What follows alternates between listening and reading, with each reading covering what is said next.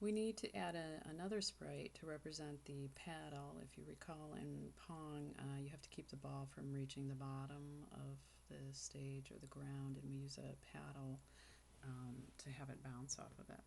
So that's something we're going to actually, we'll make a new sprite. I'm going to click on the paintbrush so I can draw instead of adding a rectangle from the sprite library. I don't think there is one. So we can actually design sprites by drawing them. And I'm going to click on the rectangle tool.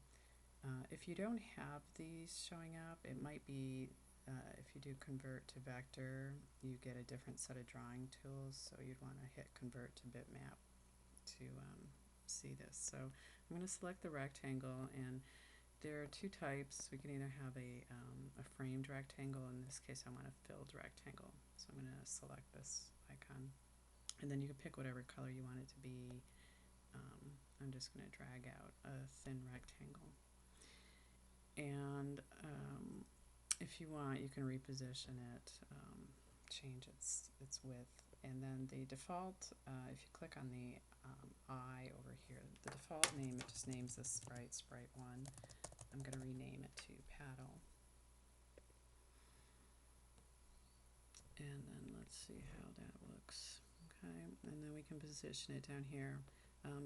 This paddle might be a little large. It might make the game a little too easy to do. So we can maybe shrink it down a little bit. So I'm going to go back into costume, drag to select this, and then maybe make it a little narrower.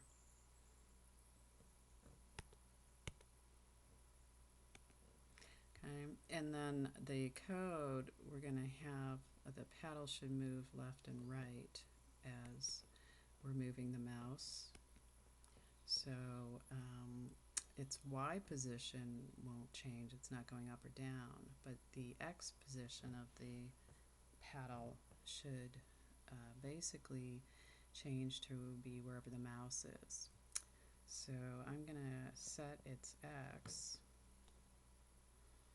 to be, we have to ask for the position of the mouse's X. And I forget where that is. That might be under sensing. Yes. So the sensing lets you sense wherever the X or the Y of the mouse is. Make sure you're writing this code. This is not for the ball, but for the paddle. And then I'm going to put this in a forever loop so that the paddle is constantly testing and changing its X. And we'll do this when the green flag is clicked.